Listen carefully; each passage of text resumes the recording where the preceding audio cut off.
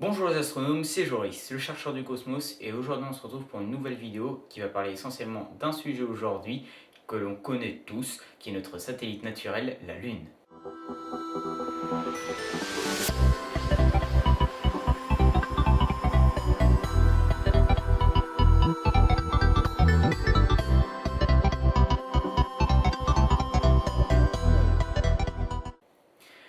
Alors aujourd'hui on va parler donc de la Lune et on va parler de beaucoup de sujets. J'en dénombre à peu près une douzaine il me semble, si je ne me trompe pas. Et on va parler des phénomènes naturels qui vont se répercuter sur la Lune et des phénomènes que l'on peut observer que sur la Lune à elle-même. Donc pour commencer, on va parler très simple que l'on peut observer toute l'année. On va parler tout d'abord des lunaisons. Alors les lunaisons, ce sont les phases lunaires, donc de la Lune, c'est-à-dire quand la Lune est en croissant, c'est-à-dire elle commence à s'illuminer juste sur une petite partie, on appelle ça le croissant de Lune, et ensuite il y a le quartier de Lune, puis la pleine Lune, et après on fait l'autre quartier de Lune, l'autre croissant de Lune, et après ça fait la nouvelle Lune. Eh bien ça, ce sont tout simplement les phases de la Lune. On peut les observer donc toute l'année et ça va permettre justement d'observer beaucoup de phénomènes sur la Lune qui sont très intéressants, qui vont apparaître dans la suite de la vidéo.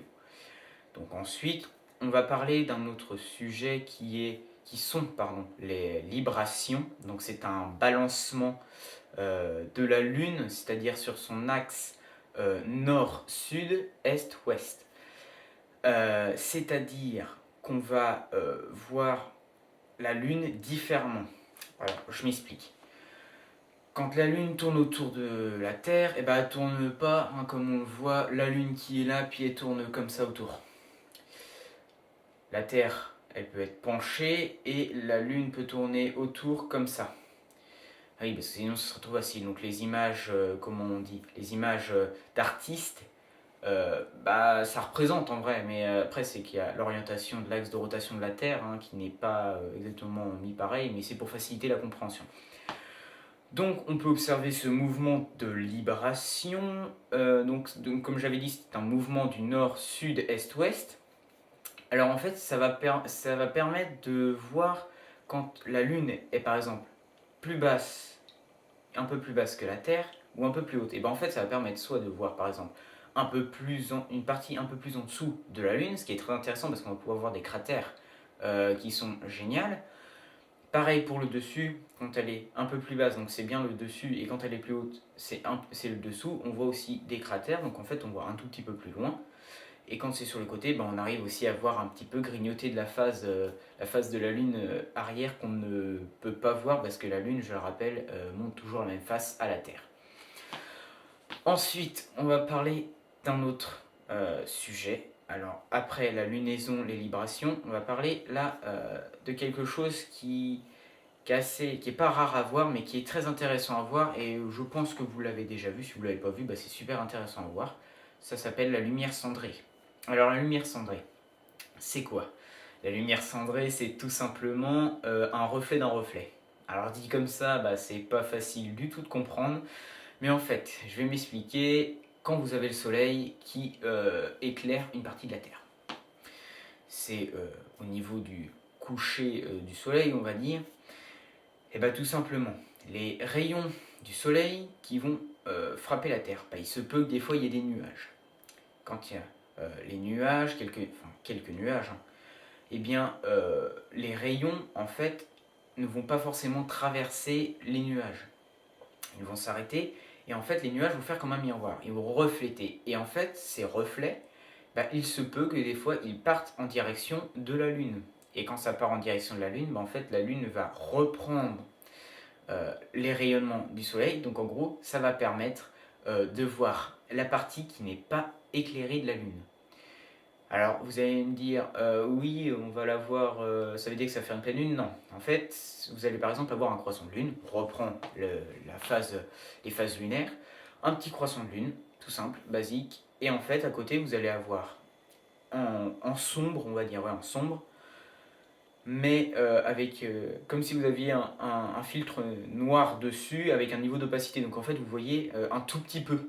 mais vous voyez quand même la face qui n'est pas illuminée de la Lune. Donc en gros, vous pouvez la voir entièrement avec un niveau de luminosité complètement différent. Et ça, c'est vachement intéressant à voir. Je vous conseille vraiment d'aller voir ça parce que c'est magique. Donc, maintenant, on a parlé des lunaisons, librations et lumière cendrée. Et là, on va parler donc de ce qui se passe sur la Lune. Car avant, on a donc parlé des phénomènes naturels qui se produisaient, en gros, qui se répercutaient sur la Lune. Mais maintenant, on va parler donc de ce qu'il y a sur la Lune qui est propre à elle-même, que l'on peut observer, pas que sur elle, mais les phénomènes qu'on peut observer dessus, c'est vraiment elle. Donc, on va vraiment s'intéresser qu'à ce qu'il y a dessus. Bien évidemment, je reparlerai tout à l'heure, en fin de vidéo, éclipses, etc. Donc ça reviendra sur des petits phénomènes naturels, mais on y reviendra vers la fin de la vidéo. Donc pour commencer, on va parler donc des mers lunaires. Alors les mers lunaires, c'est très très simple de les voir, c'est même le plus facile à voir, honnêtement. Ce sont, si vous regardez la Lune, les petites taches grises.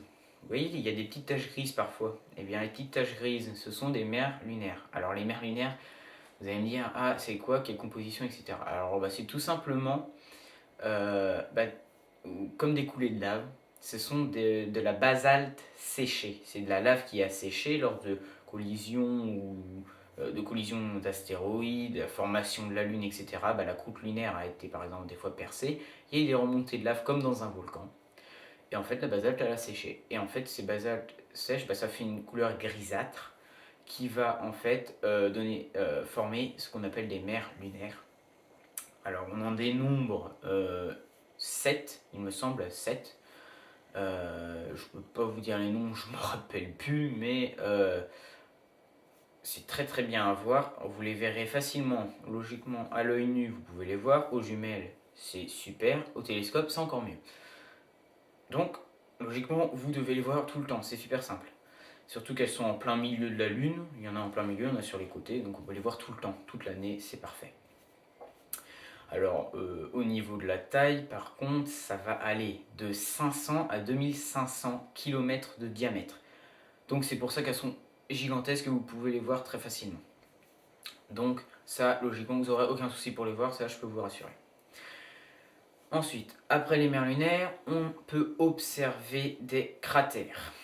Alors les cratères, ça c'est quand même connu sur la Lune, il y a énormément de cratères, mais sur la face qu'on a, nous, de la Lune, qui est toujours face à nous, il n'y a pas beaucoup de cratères comparé à ce qu'il y a derrière. Il y a des images qui ont été faites par des sondes qui ont orbité autour de la Lune, et autant vous dire que les cratères, il y en a beaucoup plus là-bas que sur la face visible de la Lune. Donc les cratères, c'est quoi? Ce sont tout simplement des impacts de météorites qui ont formé des cratères, donc avec des niveaux de profondeur. Alors je crois que les niveaux de profondeur, si je ne me trompe pas, ça va jusqu'à environ 3,8 km de profondeur, certains, il me semble. Oui, 3,8 km de profondeur.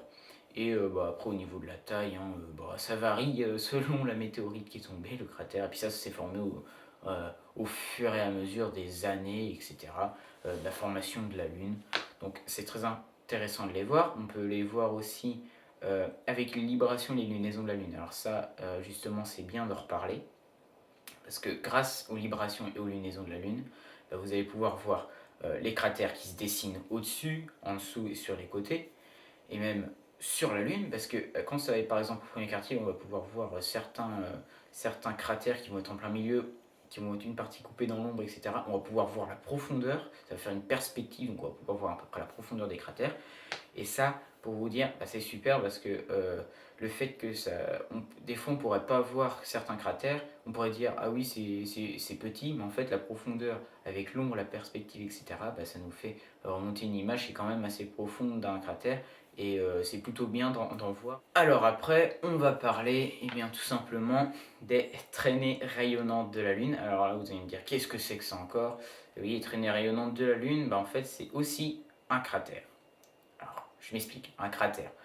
Il y a eu un impact de météorites, Et en fait, sur un point de la Lune où, en gros, il y a eu beaucoup, mais beaucoup de particules, de poussière qui ont été projetées sur la Lune.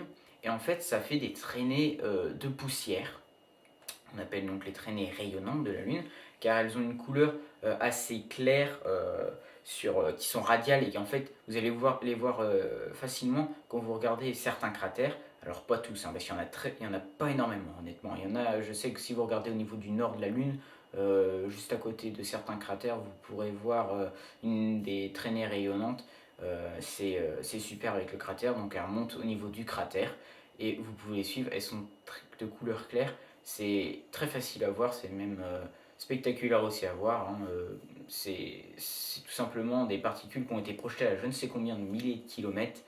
Et ça, c'est quand même cool, quoi. Ensuite, on va parler des monts Apennins. Alors, les monts Apennins, c'est quoi? Les monts Apennins, ce sont une chaîne de montagnes. Alors vous allez me dire, une chaîne de montagnes, souvent les personnes vont dire, ah c'est les cratères, etc. Là c'est pas du tout ça. Certes, ça fait des petites montagnes quand il y a des cratères, etc. Mais les monts Apennins, c'est pas du tout ça. Si on prend par exemple l'exemple, les Alpes en France, c'est des chaînes de montagnes. Là c'est pareil. Sur la Lune, il y a une chaîne de montagnes qui va faire 700 km de long, qui est visible, je crois, pendant le premier quartier de Lune. Elle est visible à partir du premier quartier de Lune. Vous pourrez la voir, il me semble, par contre, qu'avec un télescope. Si vous la voyez aux jumelles, peut-être, ça se peut. C'est même bien. Au télescope, vous la verrez avec un bon oculaire. Si vous avez un oculaire de 15 mm, 10, etc., 9 ou en dessous, c'est encore mieux. À partir de 15 mm, déjà vous voyez bien la Lune, vous voyez énormément de choses, ce sera très bien. Donc le point culminant, il doit être à 5,5 km de haut. Donc c'est beaucoup plus, c'est un peu plus haut on va dire que le Mont Blanc. Donc c'est pas vraiment super haut, mais on les distingue quand même parfaitement. Il y a une photo qui va apparaître juste ici, une photo qui a été prise avec mon portable. Donc vous pouvez prendre une photo avec votre portable, et c'est avec mon télescope aussi, dans le coup. Et j'y reviendrai après de toute façon. Mais ils sont très faciles à voir, ils sont au niveau à peu près, plus vers le sud de la Lune. Ils font une petite courbe, mais c'est vachement intéressant de la voir parce que on la voit petite, mais en fait c'est vachement gros. Ensuite, on va parler d'un phénomène qui est le mur droit. Alors ce phénomène-là, c'est un glissement de terrain. Alors un glissement de terrain, c'est quand, comment dire, une partie de la terre, par exemple, va s'affaisser, etc. On appelle ça un glissement de terrain. Vous pouvez chercher au pire des définitions, ce serait parfait que celle que je donne. Et donc un glissement de terrain, le mur droit il va faire environ 110 km de long pour 2,5 km de large. Donc pour vous dire, il n'est pas facile du tout à voir. Et honnêtement, je n'arrive toujours pas à le voir. J'ai beau chercher, je n'arrive toujours pas à le voir. Donc il faut vraiment avoir un bon oculaire, un bon télescope, etc. Parce que même avec un 130 mm et un oculaire de 9 mm, j'arrive pas encore à le trouver. Après, il faut bien chercher comme il faut, même avec le temps qu'il fait. Mais si vous arrivez à le voir, c'est quand même assez impressionnant parce que ça fait un petit enfoncement. Vous allez le voir vraiment à l'ombre. Vous allez repérer une toute petite ombre qui est à ce niveau-là et vous la repérez. Ensuite, on va parler, tout simplement des volcans. Oui, il y a des volcans aussi sur la Lune. Il y a des cratères, il y a des montagnes, il y a un peu de tout, mais il y a aussi des volcans. Alors les volcans, ils sont pas faciles du tout à voir, ils sont très petits. Si vous n'arrivez pas à voir le mur droit, je pense que vous aurez beaucoup de mal encore à voir des volcans. Il faut avoir un très bon télescope, un très bon oculaire, etc. De très bons yeux aussi, parce que c'est pas le télescope et l'oculaire qui font l'astronome, honnêtement. Et faut vraiment bien chercher, pour ma part je n'en ai pas encore vu. Faut aussi chercher à ce niveau-là. Mais si vous pouvez me dire dans les commentaires si vous en avez vu, etc. Puis me dire à quel niveau aussi, comme ça je saurai aussi un petit peu où chercher réellement, et si je peux essayer d'en voir, ça peut être bien. Donc ces volcans, ils font environ 10 km de diamètre et 200 mètres, ouais, 200 mètres de profondeur. Donc c'est à peu près comme certains volcans qu'il y a sur Terre. Il y en a, ils font à peu près ça. Bon, après au niveau du diamètre, 10 km, ça c'est vraiment énorme. Mais voilà pour ce qu'il y en a des volcans. Ensuite, on va parler de phénomènes qui sont naturels, comme au début de la vidéo, et qui vont se répercuter sur la Lune. Alors là, on va parler de choses qui vous intéressent, à mon avis, énormément. Les éclipses lunaires. Alors, il y a les partielles, il y a les entières aussi, il me semble, je ne sais plus si ça s'appelle comme ça, mais enfin, les complètes, on va dire. Vous savez, les éclipses lunaires, ce sont la Lune qui devient, on va dire, rouge, un petit peu cuivrée. C'est tout simplement un affaissement de la pleine Lune. Un affaiblissement pardon, de la pleine Lune. C'est-à-dire que quand on va arriver à un niveau où la Lune va passer derrière la Terre, elle va se tapir, on va dire, ouais, tapir dans l'ombre de la Terre. Et bien le Soleil, il y a certains rayons, enfin ondes du Soleil qui n'arrivent pas à passer à certains niveaux de l'atmosphère. Par exemple, si on prend l'exemple d'ondes qui sont courtes, telles que le bleu, ben, elles ne passeront pas, elles n'arriveront pas à passer au niveau de l'atmosphère pour éclairer la Lune. Tandis que les rayons de longue distance, qui sont tels que le rouge, ben, ils arrivent à passer l'atmosphère et donc après se répercuter au niveau de la Lune, ce qui donne en fait la couleur un peu cuivrée à la Lune, ce qu'on appelle donc l'éclipse. Donc aussi après donc l'éclipse de la Lune, donc comme je le disais, qui était fantastique à regarder, qui se produit qu'une fois environ, une fois par an, hein, comme je l'avais dit, eh bien on va parler tout simplement d'un petit sujet qui va en fâcher certains. Je pense, mais parce qu'il y en a qui ont du mal à y croire, qui croient à la théorie du complot, honnêtement, je dis pas ça pour vexer, tout le monde peut croire ce qu'il veut. Tout le monde peut croire ce qu'il veut, il n'y a pas de problème. Je dis juste que la définition même de la chose, parce que là on va parler de la lune bleue. C'est pour ça, ça va fâcher un petit peu certains, parce que la lune bleue, c'est tout simplement la deuxième pleine lune d'un mois. C'est-à-dire qu'il peut avoir durant une année que dans un mois, par exemple, cette année il y a eu 2 mois en 2018 où il y a eu une lune bleue, c'est-à-dire en janvier et en mars, il me semble, il y a eu 2 lunes bleues. Alors la lune bleue, donc, dans le coup, c'est juste la deuxième pleine lune d'un mois. Ce sont les Anglais qui se sont trompés, il me semble, quand il y a eu, quand ils ont parlé avec les Français, ils ont dit Blue Moon au lieu de, ils ont compris Blue Moon au lieu de Double Moon. Double Moon. Et en fait, ça a fait interférence. Ils ont dit ah bah lune bleue et depuis c'est resté lune bleue, mais ça n'a rien, elle est jamais bleue.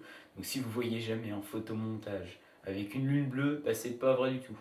Que ce soit même une éclipse où vous voyez la lune qui est gigantesque par rapport au plan de vue, où vous voyez la Terre et puis la lune à côté, bah non c'est faux. En photomontage, ça se reconnaît et je sais de quoi je parle. La lune bleue, donc, ce n'est rien d'autre qu'une deuxième pleine lune. Donc il faut arrêter de dire ah oui, elle était bleue, etc. Ceux qui vous disent ça, bah, c'est faux. C'est strictement faux. Je sais qu'il y en a plusieurs qui ont fait des vidéos pour dire que la lune bleue c'était faux, honnêtement qu'on fait des vidéos coup de gueule. Il y a eu Arnaud Thierry de Astronogeek et Studio de Poche, que vous pouvez aller regarder. Hein. Il y a Fred l'astronome, il me semble, de toute façon, lui aussi, il sait dire ce qu'il pense, et honnêtement, il n'y a plus qu'à suivre, hein, parce que honnêtement, ce qu'il dit, c'est vrai. Et tous ceux qui disent que c'est pas vrai, etc., par exemple, que la lune bleue, elle est bleue, etc., honnêtement,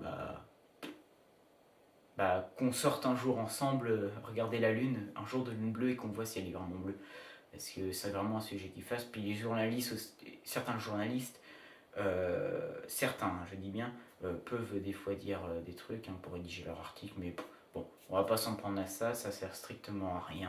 C'est juste que c'est la deuxième pleine lune d'un mois et qu'elle est pas bleue, c'est tout.